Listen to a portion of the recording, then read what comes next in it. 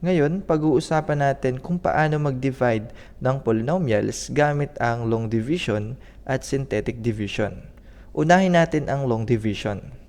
Let's say we have 8x cubed minus 10x squared minus x plus 3 all over x minus 1.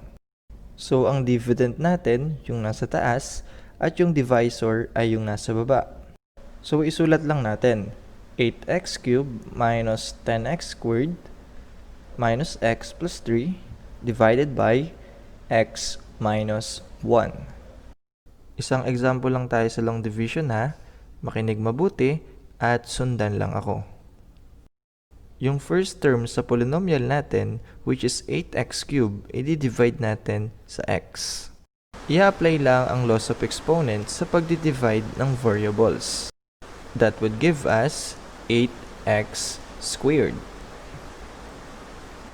And then, imumultiply naman natin siya sa x.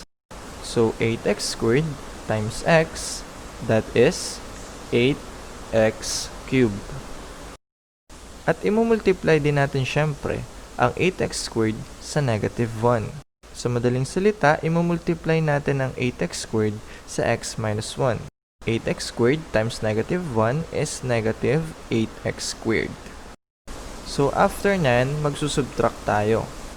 Take note, yung positive ay magiging negative at yung negative ay magiging positive. So, 8x cubed minus 8x cubed is 0 and negative 10x squared plus 8x squared is negative 2x squared. And then, i-bring down natin yung minus x. So, next, i-divide natin ang negative 2x squared sa x. And that is negative 2x. And then, imumultiply natin ang negative 2x sa x minus 1. Unahin natin ang negative 2x times x. Nakukuha pa ba? Ganun lang ulit ha. And that would be negative 2x squared. Next naman, negative 2x times negative 1.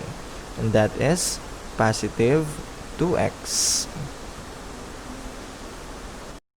Katulad lang rin nung kanina, isusubtract natin. Yung negative ay magiging positive at yung positive ay magiging negative. Negative 2x squared plus 2x squared is 0 and negative x minus 2x is equal to negative 3x. Then, bring down natin yung plus 3. Divide lang ulit, negative 3x divided by x. That is negative 3. And then, multiply naman natin. Negative 3 times x is negative 3x. Next, negative 3 times negative 1 is positive 3. Subtract lang ulit tayo. Yung negative magiging positive at yung positive ay magiging negative. Negative 3x plus 3x is 0 and positive 3 minus 3 is equal to 0. Meaning, walang remainder. At ito na yung magiging sagot natin o yung quotient. 8x squared minus 2x minus 3. So, ganyan lang yung pagdi-divide ng polynomials gamit ang long division. And now, we will proceed to synthetic division. At alam nyo ba, ito ay shortcut sa pagdi-divide ng polynomials. Tara, pag-usapan natin. So, ang divisor natin is x minus 1. Ang gagawin natin is, equate natin siya sa 0. So, x minus 1 is equal to 0. Add tayo both sides ng 1. Cancel natin yung negative 1 plus 1 and that would be x is equal to positive 1. Isulat lang natin yung 1. Next, isusulat din natin yung mga coefficients ng polynomial natin. At dapat naka-arrange in descending powers. Pero dito, naka-arrange na naman siya. So, isulat na natin, positive 8, negative 10, negative 1, and positive 3. Basta ha, bago nyo ilista ang coefficients ay dapat naka-arrange muna ang polynomial. So, i-bring down natin dito yung 8. Then, i-multiply natin siya sa positive 1. And that would give us positive 8. Kung sa long division, nag-subtract tayo, add naman dito. So, negative 10 plus 8 is negative 2. Then, multiply natin sa positive 1. Negative 2 times positive 1 is negative 2. And negative 1 plus negative 2 is negative 3. Multiply ulit natin sa positive 1.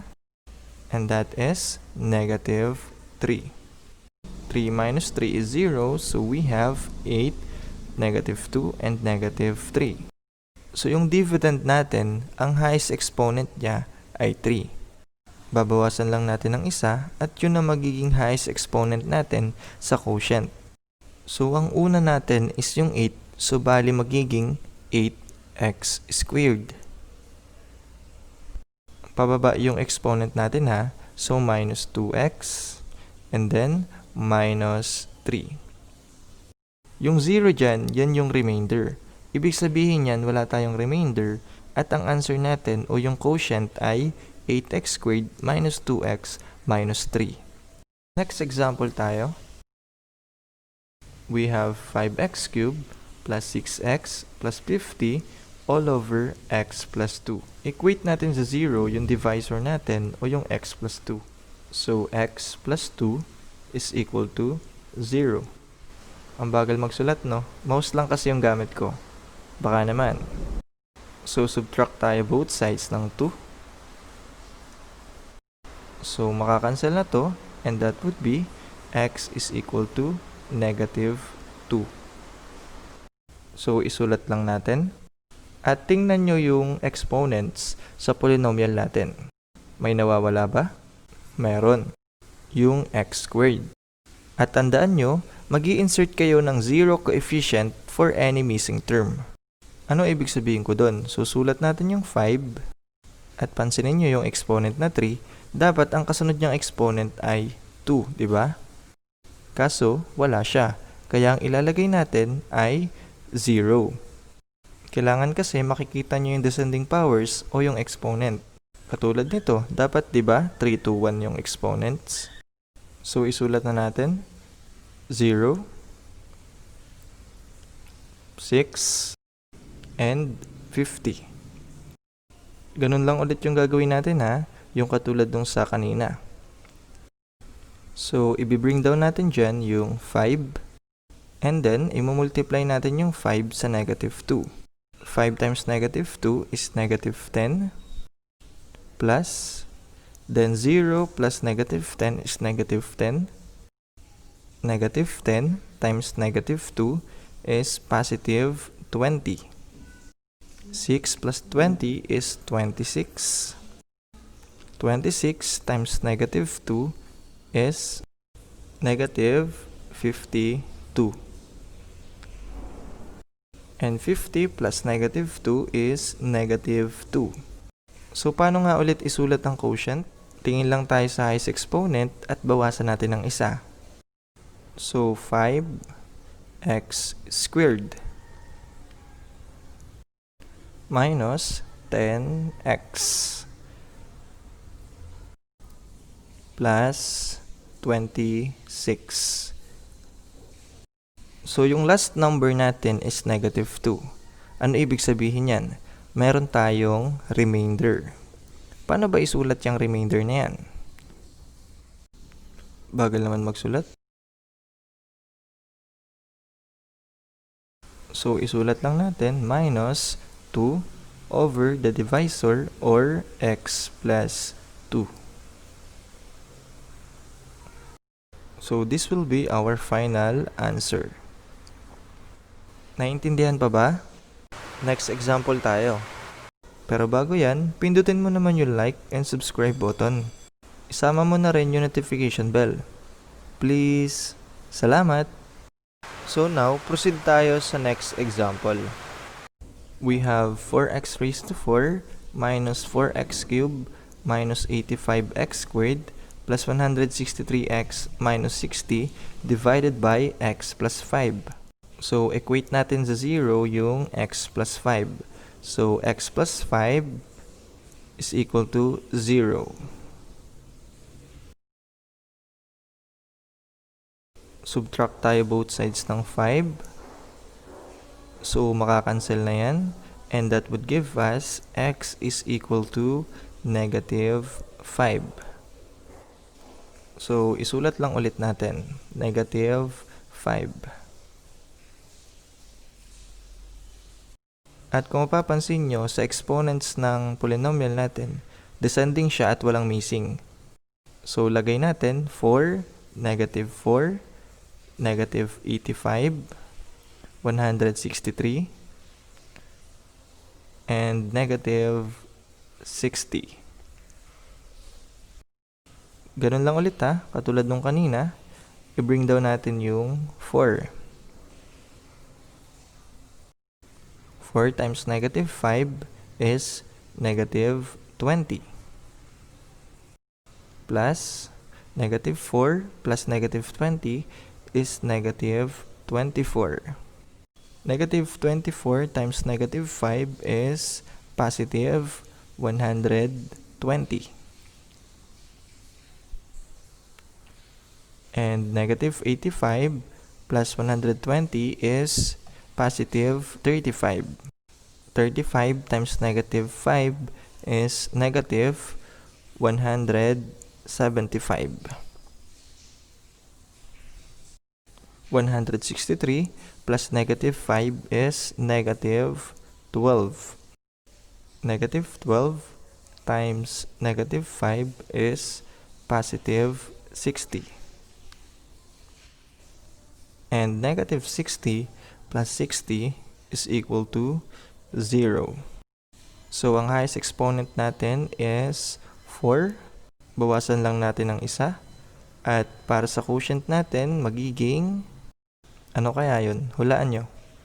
4x cube minus 24x squared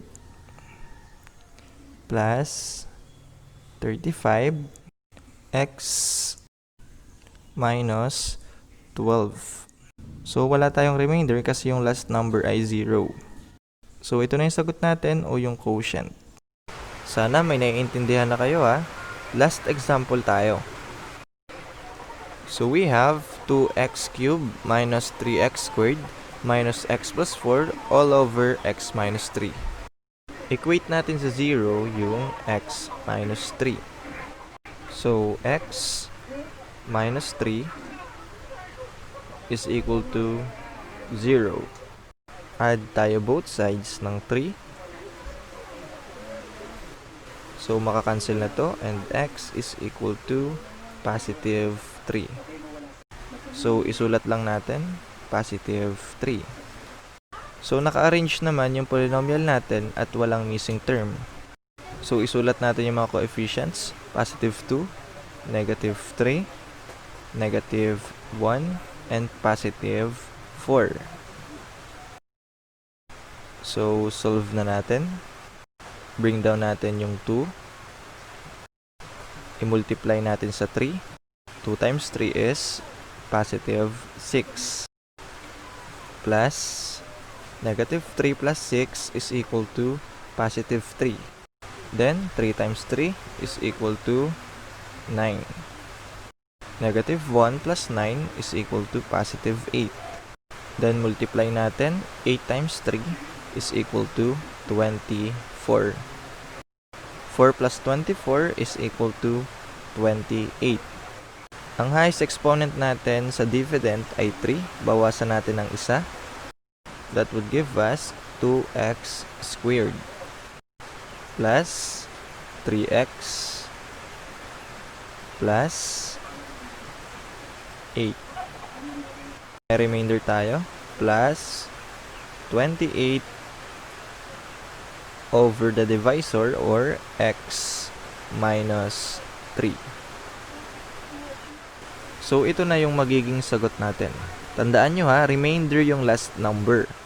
Kung 0 yung makukuha nyo dun, ibig sabihin walang remainder. Ganun lang yun ha. So, So, yun lang. Maraming salamat sa panonood. Bye-bye!